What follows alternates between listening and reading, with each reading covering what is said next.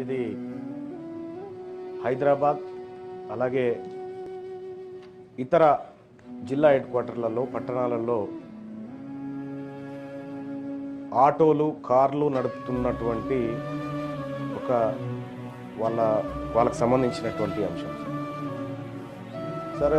Manifesto Congress party manifesto రాసిన దాంట్లో అత్యంత కీలక భూమిక పోషించినటువంటి గౌరవ మంత్రివర్యులు శ్రీధర్ బాబు గారు, ఆ తర్వాత ఇంకా కొంతమంది ఇక్కడే ఉన్నారు సార్, వారి దృష్టికి కొన్ని విషయాలు తీసుకురావాలి సార్. ఇప్పుడు తెలంగాణ రాష్ట్రంలో ఉన్నటువంటి ప్రయాణికులను ఆర్టీసీ ప్రైవేట్ ఆపరేటర్లు కాకుండా ఓలా ఊబర్ లాంటి సంస్థలు కూడా దీంట్లో ఉన్నాయి సార్.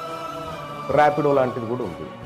ఇప్పుడు మనం ప్రభుత్వం లక్ష్యం వచ్చేసి మహిళలకు ఉచితంగా రవాణా అందించడం అనేది ప్రభుత్వ లక్ష్యం సార్. దానికి ప్రభుత్వానికి ధన్యవాదాలు సార్.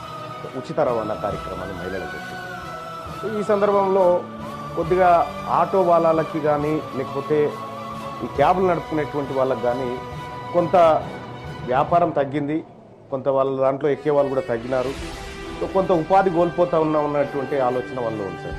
అయితే దీనికి పరిష్కారంగా మనం గతంలో మేనిఫెస్టోలో అనుకున్నట్టుగా ఈ ఓలా యాప్ ఊబర్ యాప్ ఈ రాష్ట్ర ప్రభుత్వం ఒకటి ఎందుకు తయారు చేయలేదు? ఈ రాష్ట్ర ప్రభుత్వమే ఇప్పుడు ఆ ఓలా యాప్ కానీ ర్యాపిడో కానీ ఇంకోటి ఎక్కితే 100 రూపాయలు అయిందనుకో, 30 రూపాయలు వాడే తీసుకుంటా ఉన్నాడు.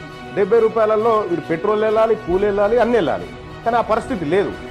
కాబట్టి రాష్ట్ర ప్రభుత్వం ఒక యాప్ను క్రియేట్ చేసి దాని నిర్వహణ ఖర్చు కోసం ఒక 5%, 6% నిర్వహణ ఖర్చుకు తీసేస్తే మిగతా డబ్బులు కనుక ఆ కష్టపడేటువంటి కార్మికులకు, ఆటో డ్రైవర్లకు వీళ్ళకి ఇవ్వడం ద్వారా ఏం జరుగుతుందంటే ఎక్కువ లాభం జరుగుతుంది. ఎందుకు ఇక్కడ ఆర్టీసీ వల్ల జరిగినటువంటి